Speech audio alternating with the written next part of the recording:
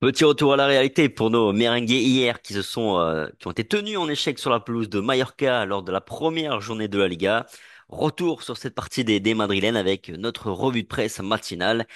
Et on commence tout de suite en découvrant un peu les unes des deux quotidiens madrilènes, que ce soit Marca ou AS. Bajonazo à la une de Marca, la chute, retour sur terre en gros. Rodrigo a mis les Madrilènes devant, des Madrilènes qui ont été de moins en moins bons au fil du match. Moleki, sur corner, a remis Mallorca à égalité et Mbappé n'a pas brillé pour ses débuts en Liga, écrit le quotidien Marca. Pinchazo, c'est la crevaison pour le quotidien AS. Le Real Madrid a trébuché pour ses débuts en Liga. Mendy a fini expulsé et Carlo Ancelotti ne s'est pas caché. Il n'y a pas d'excuse à trouver, on aurait pu faire mieux, a-t-il déclaré. Molki montre les limites du Real Madrid dans Marca. Mallorca démontre sur le premier match que le champion peut être battu. La rigueur défensive, le jeu aérien et l'infatigable Mojica assure un premier point pour Mallorca. Décollage raté du méga projet dans Marca. Le Real Madrid n'a pas confirmé les bonnes sensations de la Super Coupe d'Europe. Dans sa chronique, José Félix Diaz met toutefois en lumière Eder Militao qui, je cite, redevient le central exubérant d'avant. Il a besoin d'être au top physiquement et mentalement pour mettre en pratique son jeu. Il est apparu pour éviter le second but de Mallorca à l'heure de jeu. C'est la meilleure nouvelle dans un Real Madrid gris sans idée pour prendre les 3 points à Mallorca, écrit-il. Il a eu du mal à revenir de sa blessure, mais il est de retour. Dites-moi ce que vous en pensez, vous, dans les commentaires, mais moi, j'ai pas été en rien, même je n'ai été rassuré par la prestation d'Eder Militao hier, que ce soit dans le duel aérien face à Monleki, il s'est fait bouger, même au sol dans sa surface de vitesse, il s'est fait prendre. Enfin, perso, toujours pas rassuré, mais c'est peut-être moi le problème. Dans Marca toujours, on reproche aussi à Vinicius d'être un peu retombé dans ses travers. Il est allé à la guerre seul, écrit le journal. Il a mal lu la seconde période et a commencé à vouloir faire la différence tout seul dans ce match. C'est assez vrai, mais franchement, le naufrage est collectif hein, dans ce match. Le quotidien AS en parle bien d'ailleurs. Le Real Madrid est à la recherche de l'équilibre perdu. Mallorca met en évidence les premiers signes de vulnérabilité de ce Real Madrid. Carlo Ancelotti ne s'est pas caché et a fait des reproches non dissimulés à ses joueurs. On doit penser tous ensemble à récupérer le ballon à sa perte, a-t-il lancé en insistant bien sur le terme de engagement collectif. Il a aussi dit que le Real Madrid était une équipe offensive certes, mais que l'équilibre défensif était fondamental. Perso, je ne me fais pas trop de soucis non plus pour ça. Ancelotti va trouver les ajustements pour ça, parce que de toute façon, je suis même étonné hein, qu'il aligne moi les quatre en attaque. Sur le papier, ça nous enthousiaste beaucoup tous, mais la réalité bah, n'a pas mis bien longtemps à tous nous rattraper. C'est pas viable. Il y a trop d'espace entre les lignes, pas assez de densité au milieu de terrain, et on se fait clairement déboîter en transition.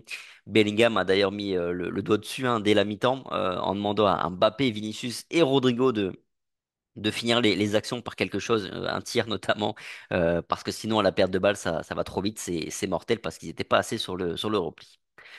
Pour le coup, depuis qu'on sait que Mbappé va signer d'ailleurs au Real Madrid, on le dit avec Rota sur Real France, jouer avec tous ces attaquants, bah c'est pas viable, au moins pour les gros matchs. Mais là, on voit même que sur nos limites face à des équipes largement à notre portée a priori, on manque de densité très clairement au milieu de terrain.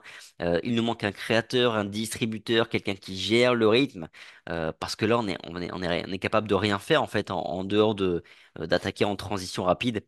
Modric, pardon, est une partie de la solution parce qu'il a fait du bien notamment sur son entrée en jeu.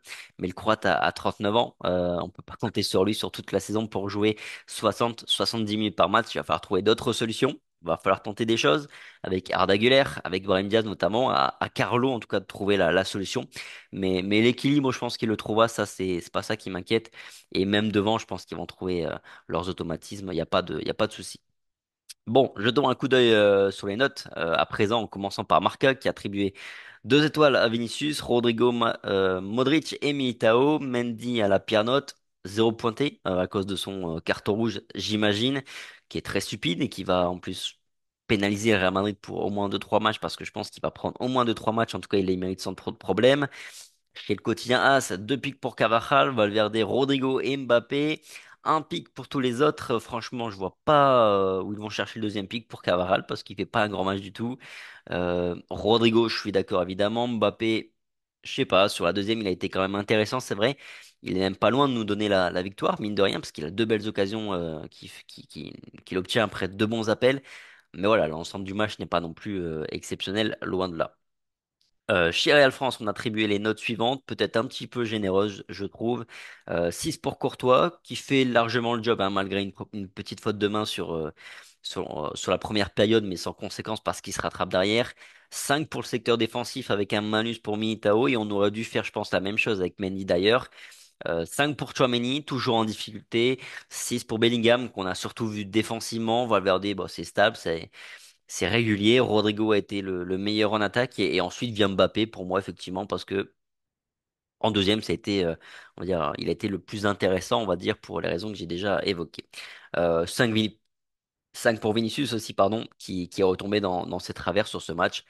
Ça reste le deuxième match de la saison, un premier match de Liga. Il faut rester assez nuancé dans nos analyses. Évidemment qu'il y a beaucoup de choses encore à travailler, que ce soit en termes d'équilibre, que ce soit aussi en termes d'animation offensive, parce que quand on regarde un peu la carte des joueurs et de leurs déplacements sur le terrain qui a été sortie par le quotidien Marca, bah oui, ça penche beaucoup à gauche, évidemment, parce que Vinicius va beaucoup à gauche, parce que Mbappé va beaucoup à gauche, parce que Rodrigo aime bien aussi de temps en temps aller sur le côté gauche, même si c'est celui qui est le plus sur le côté droit, celui qui occupe le plus le côté droit, en tout cas dans une partie. Puis bah, Bellingham, naturellement, il va aussi là où il y a des joueurs avec qui combiner, donc aussi sur le côté gauche. Donc ça fait un peu bouchon, mais tout ça, ça se travaille. C'est pas tellement ça qui m'inquiète. C'est plus au milieu de terrain, il faut plus de densité. À mon avis, la solution là, c'est simple, c'est qu'il va falloir retirer pardon, un attaquant et mettre un milieu de terrain supplémentaire. Revenir tout simplement sur le schéma de la saison passée. Bref, voilà pour la revue de presse du jour de Real France. Donnez-moi vos notes, vous aussi, tiens, en commentaire, ça peut être sympa parce que on se fait quand même souvent critiquer sur nos notes chez Real France, mais les gens donnent pas forcément leur. C'est pas un exercice qui est extrêmement facile. Donc donnez-moi vous aussi vos notes, vos impressions sur cette partie. Sur ce, passez une bonne semaine, prenez soin de vous, puis on se retrouve très vite sur Real France. Allez, ciao.